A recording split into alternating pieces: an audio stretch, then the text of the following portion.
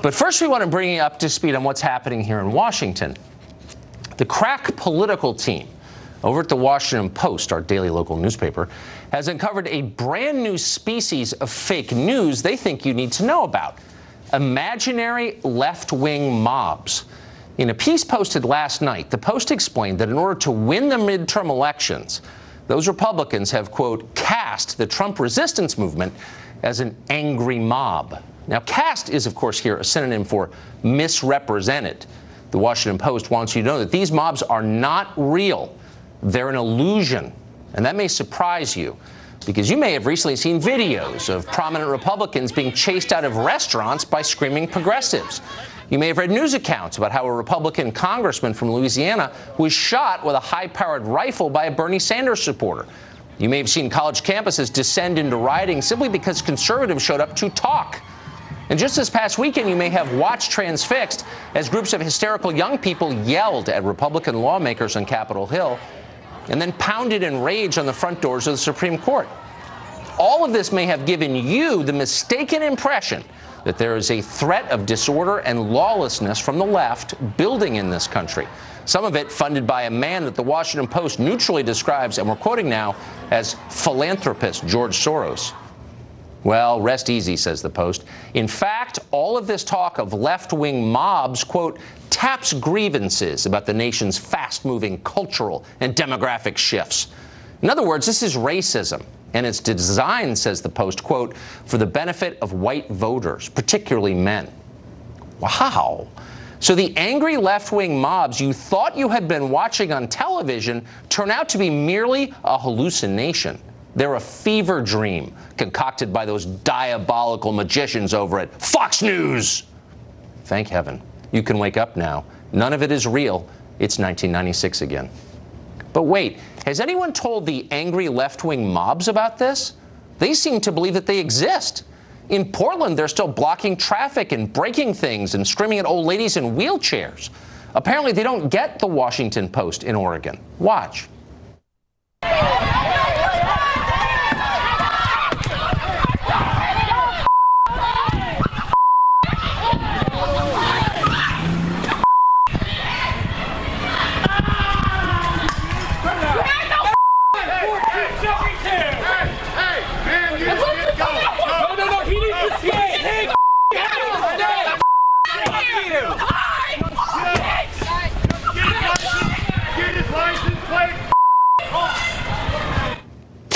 Don't believe your lying eyes.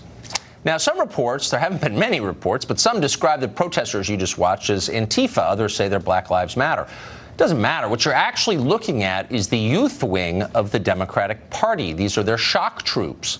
Listen to Maxine Waters and Cory Booker call them to arms. Go to the Hill today.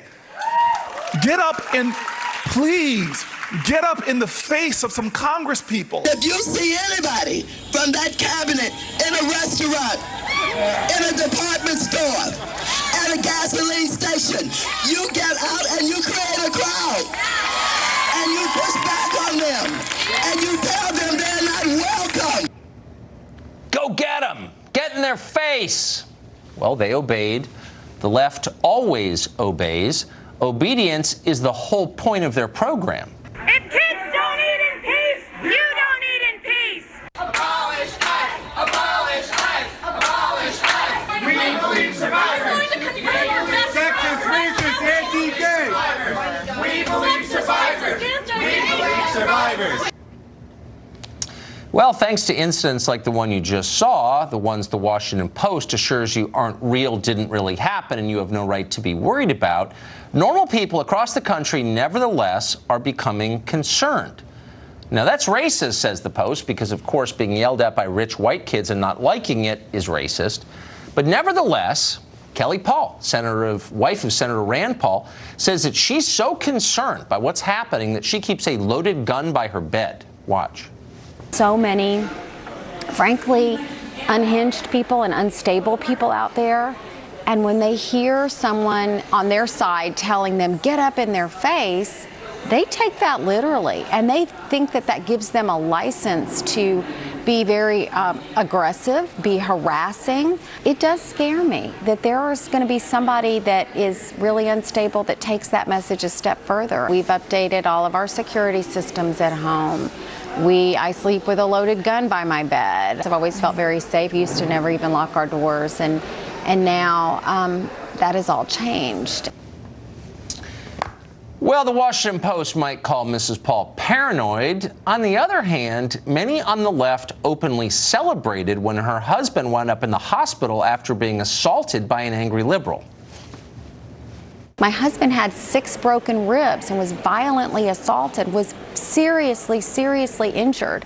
And to have people like Cher and Bette Midler laughing on the internet and lauding his attacker, it's like, well, what kind of person are you that you think that is acceptable? Well, that's a fair question. And the video we just showed you is real video. We didn't make it up in the basement to scare you or to win a midterm.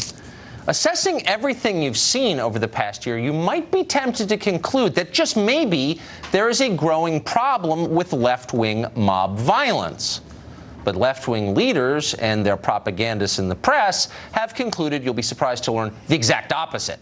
Faced with one left-wing riot after another, they have decided the problem is actually you. You're the problem, sitting at home. You're dangerous. In the New York Times this morning, Paul Krugman accused the Republican Party of harboring authoritarian impulses.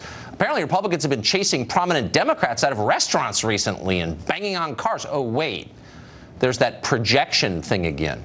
Hillary Clinton is so worried, though, about how dangerous the Republican Party has become, those angry Mormon grandmothers in black bandanas you're seeing in downtown Portland, smashing windows, that she no longer considers Republicans Americans or even fully human. According to Hillary Clinton, you no longer have to be civil to Republicans. You can do whatever you want to them because they deserve it. You cannot be civil with a political party that wants to destroy what you stand for, what you care about. That's why I believe if we are fortunate enough to win back the House and/or the Senate, that's when civility can start again. Yeah, when we win, civility can return. So there you have it, the perfect distillation. There's the most recent Democratic presidential candidate, the leader of her party by default, endorsing viciousness openly against her political opponents. And yet, according to the Washington Post, a newspaper, this is what Republican extremism looks like. And you'd have to be crazy not to see it. Andy Ngo lives in Portland, Oregon. He's a journalist at Quillette. He's been following this very closely, and he joins us tonight. So, Andy, we played a bunch of videos, some of which you publicized, of what's happening in the streets of Portland. I don't even know what your politics are, but were those, I just want to be clear, were those right-wing protesters, were those Republicans in the streets of Portland? They were not. They were not. Who were they, and what was the point of this, and how much coverage did it get in Portland, and did any civic or political leaders in Portland raise any kind of outcry about this, the violence?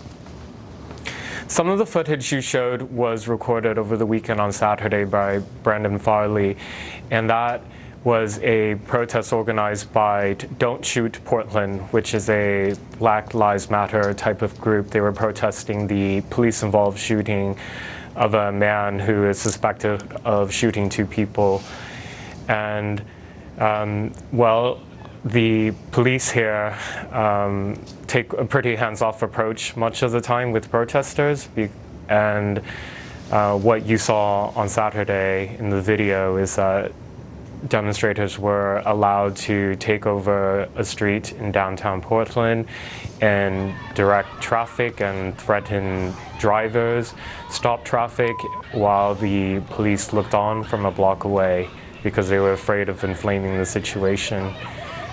Did Democratic political leaders in Portland denounce the violence? Not as far as I know.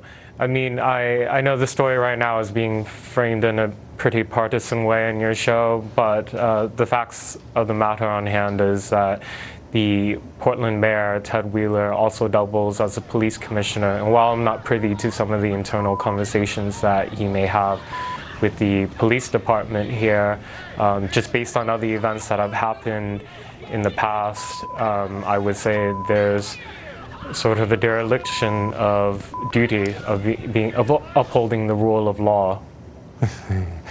One might be tempted to come to that conclusion. The Washington Post doesn't agree, but I do. Thank you very much, Andy. Good to see you. Thank you for putting that online. My pleasure. Quentin James is co-founder of Vested Strategies. He joins us tonight. So, Quentin, we don't agree politically, but I think we can both agree that people banging on cars with batons, threatening old ladies, is totally unacceptable. Why isn't that being denounced? Look, Tucker, I think it is unacceptable. Again, we can agree on that. But there are larger problems at hand here. I think the violence that we're seeing across the country isn't really coming from the left, but actually from the right. You could show clips tonight of, Dylan Roof preparing to kill people in a church in Charleston, or clips of many of the other white supremacists who've gone on and killed people, like in Charlottesville last year with Heather Heyer. But on both sides, no one is calling for violence on either side, Tucker. I think that's the most important part. Well, actually, yes. You heard Maxine Waters say get in people's faces in restaurants and gas stations. Tucker, that's not violence. She's calling for peaceful protests. Actually, if you scream at someone to the point where they have to leave the restaurant, that is, I don't know, violence. That's an act of wild aggression, I would say. Is that happening to a lot of Democratic lawmakers? Can you think of one? I don't think people should be obnoxious with their protest, right? But look, I think this is a time for civil disobedience. Can I think of what? I'm sorry? Can you think of a case where a Democratic politician has been, I don't know, doxxed by a Republican staffer, has been chased out of a restaurant, Tucker, screamed at on an airplane? I don't see that. Look, I understand the both sides argument, but I don't see that. In 2010, people showed up to congressional town halls with loaded weapons. And I don't know how we distinguish that from, violence, right, and showing up, armed.